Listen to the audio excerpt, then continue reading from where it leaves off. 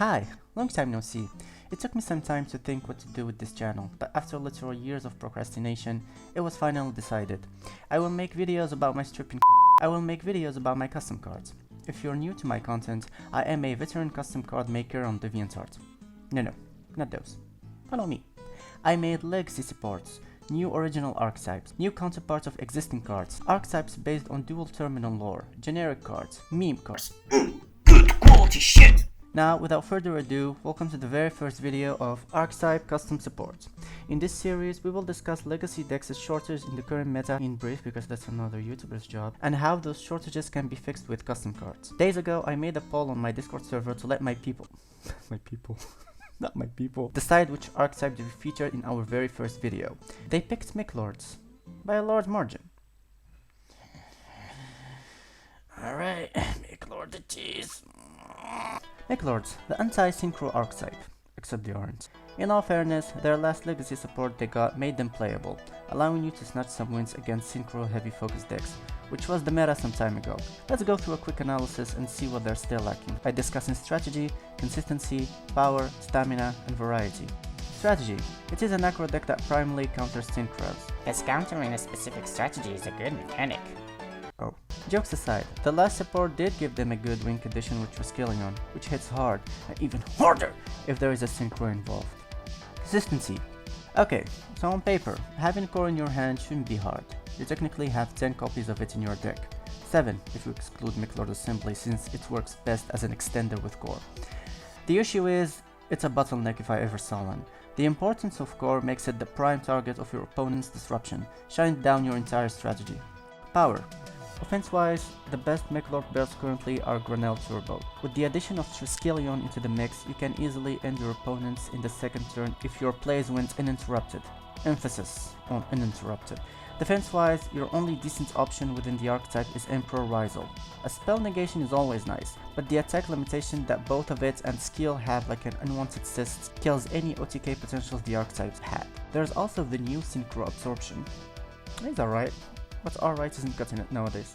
Stamina, none that matters. Extermination is nice, but it requires a lot of setup, which is a bummer. Variety. Furions come to the rescue! King Regulus is doing wonders for this deck. It is a decent bit stick with an Omni Negate, which gives the archetype a substantial boost to its power, both offensively and defensively. Also, Obligato gives the deck access to some interesting rank 4 engines, number 27 to Super Quantal and Iron Wolf to Zeus. Other than that, Meklords don't mesh well with other machine archetypes because of their awkward levels, attributes, and stamina restrictions. So, what do we need to make them viable? Well, they need more searchers for their key cards and new starters to play around disruptions. New recovery tools because they have none currently. And finally, new better bosses because the old ones are, well, old. Now let's fix this mess with custom cards, starting with the new Emperors. Meklord Emperor Synthis is a water level 1 machine effects monster with 2400 attack and defense, and the following effects. Cannot be normal summoned or set, must be special summoned by its own effects. If a face-up monster you control is destroyed by a card effect, you can special summon this card from your hand. Once per turn, quick effects, you can look at your opponent's extra deck. Equip one synchro monster from your opponent's extra deck, field, or graveyard to discard as an equipped spell that gives this card attack equal to half the attack of that monster equipped to it. Once per turn, when your opponent activates a monster effect, quick effects, you can negate the activation, and if you do, destroy it. Meklord Emperor Natas is a fire level 1 machine effects monster with 3000 attack and defense. He has the same previous summoning conditions and synchro steal effects, except that he gains 500 attack for each card equipped to it instead. Its unique effect is, if a Meklord card you control will be destroyed by battle or card effects, you can destroy one equipped card you control instead. The effects of the old Emperors had a pattern that is also followed by the new Emperors I designed. They have same summoning condition, the synchro steal effect but with a wider range, including also the graveyard and extra deck, a unique effect for each. Synthis gains attack equal to half the combined attack of the monsters equipped to it, while Natas gains 500 attack for each card equipped to it. Synthis has a monster effect negation, while Natas provides protection. Both Synthis and Natas covers areas where the archetype is lacking. Synthis gives the deck a much needed defensive power to stop your opponent's plays and to protect yours from hand traps and your opponent's disruptions, while Natas is a guaranteed big beater with a protection effect. Both of these aspects are really needed, due to the inconsistency of Granel stats and lack of any good protection options, relying solely on Deflection's graveyard effects. The overhauled Synchro skill effects is also more versatile than the original. You'll almost always get value with it due to the strong dominance of Synchros in the meta. Cards like Borreload Savage, Baron, Tenyi Berserker, and Sword Soul Sovereign will always see play, especially Baron, since even decks that can't summon it run it with Winter Cherries to get rid of it. Now design-wise, the original Meklord Emperors represent the threefold excesses of Sky, Earth, and Human. Synthis and Natas instead are based on the duality of men. Synthis, from the word synesthesia, represents harmony and control, while Natas, just read the word backwards, represents chaos and desires. Now moving on to their armies. Meklord Army of Synthis is a water level 4 machine effects monster with 1700 attack and 1000 defense, with the following effects. If this card is normal or special summoned, you can add one Meklord Army monster from your deck to your hand. If this card is in your graveyard, you can banish this card, set one Meklord spell or trap card directly from your deck. This is a quick effect if you control a Meklord Emperor monster. You can only use each effect of Meklord Army of Synthis once per turn. Meklord Army of Natas is a fire level 4 machine effects monster with 1900 attack and 200 defense. If you control no monsters, or all monsters you control are machine monsters, you can special summon this card from your hand. If this card is normal or special summoned, you can send one Meklord card from your deck to your graveyard. For the rest of this turn, all machine monsters you control will gain 200 attack for each Meklord card in your graveyard. You can only use each effect of Meklord Army of Natas once per turn. Meklord Army of Synthis searches for your Meklord armies, which is very much needed now that we have more than one good target. It also helps removing some stress out from assembly, preventing you from being held at choke points mid-combo by your opponent's negation. The graveyard effects has the same role as well. It's an ash-proof access to your spells and traps. It can come in clutch in case score was negated, allowing you to play around your opponent's disruptions. Natas is an extender that works well in any machine strategy due to its generic condition. The on-summon Foliage Burial effect, which is also ash-proof, helps you set up for your plays, opening up for new combos and options to recover, as well as giving you an attack boost to finish off your opponent's monsters. Both armies give the archetypes a new variety of combos. Normal summon Synthis, add Natas, special summon Natas, Foolish Synthis, add Assembly with Synthis effect, activate Assembly to add any Meklord Emperor of your choice, pop a card with the Simplest effect and summon said Emperor. Combo 2. Special summon Natas, Foolish Synthis, add Assembly, search core with Assembly, normal summon core, add any spell or trap of your choice, pop core to special summon any Emperor from your deck. And that's not even the end of it. There is much more you can do, and we didn't even talk about the new spells and traps. But before doing so, there is one last Meklord army we need to speak of. Imperial Meklord Army Astro.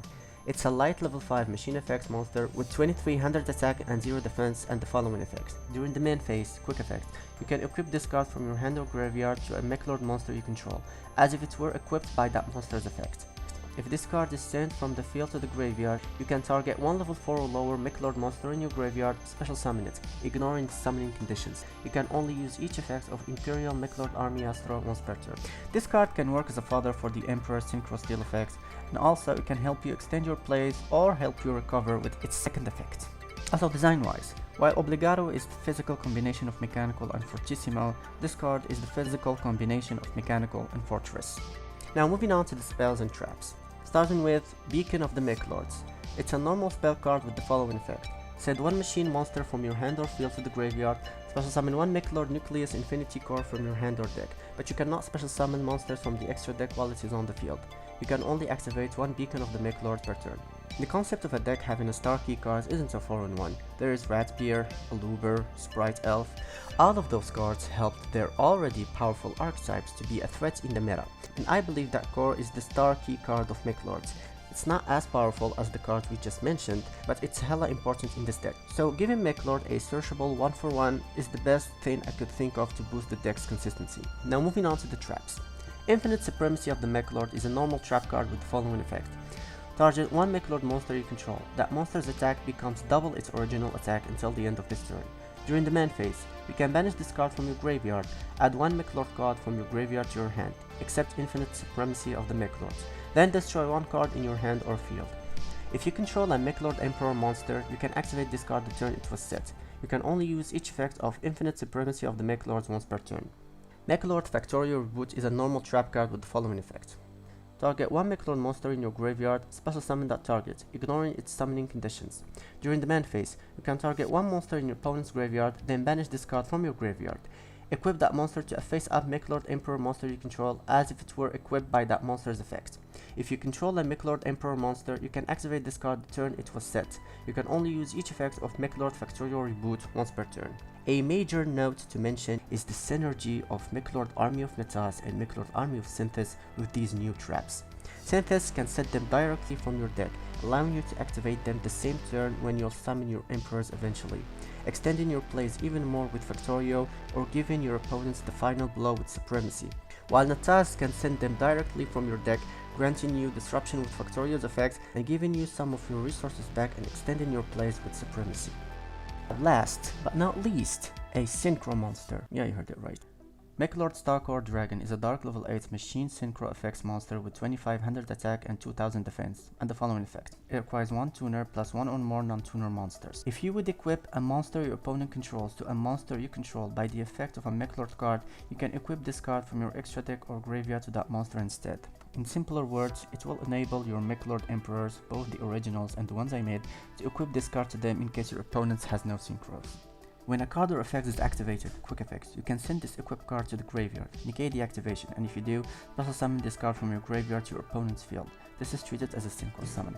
You can only use each effect of Meklord Starcore Dragon once per turn. Someone commented that Starcore feels like a Blaze Accelerator reload for Meklords, and I totally agree with that. It's an instant and reusable Omni-Negate that also enables the Synchro Steal effect. It's every Meklord player what's his dream. So is this card alone enough for Meklords to see competitive play?